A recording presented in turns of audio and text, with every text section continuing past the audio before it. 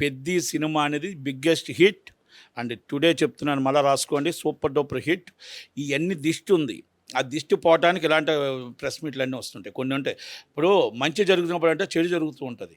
మంచి జరిగినప్పుడు ఎప్పుడు కూడా చెడు జరుగుతుంది ఒకటి. అలాగే అలాంటివి అన్నీ కూడా దిష్టి లాంటివి. కనుక దీన్ని పెద్దగా పట్టించుకోవాల్సిన అవసరం లేదు. అసలు యాక్చువల్గా పెద్దికి సంబంధం లేకుండా ఈ ఇష్యూ రావడం అనేది దురదృష్టకరం. దురదృష్టకరం అది. ఎందుకంటే శిరీష్ గారు అలా మాట్లాడకూడదు.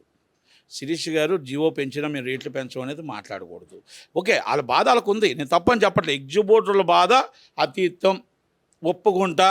కానీ మీరు ఇన్ని రోజులు ఏమయ్యారు? ఇప్పుడు దిల్ రాజు గారు ఇక్కడ మన ఇండస్ట్రీకే పెద్ద. ఆయనే మొత్తం టోటల్గా ఎఫ్డిసి చైర్మన్. ఆయనే మళ్ళీ మొత్తం వచ్చి మన ఇంటర్నేషనల్ హబ్ అవ్వాలంటారు.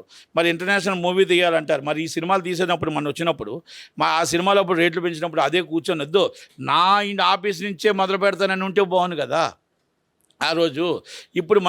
ఇప్పుడు మైత్రి సినిమా వస్తేప్పుడే మీకు ఎందుకు ప్రాబ్లం వస్తుంది? ఇది నేను మాట అనేది కాదు, మైత్రి రవి గారు చెప్పిన మాట అవ్వచ్చు.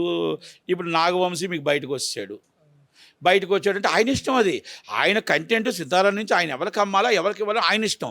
సినిమా మీరు ఏ థియేటర్లో ఇవ్వాలో ఏ థియేటర్లో వేయకూడదు మీ ఇష్టం.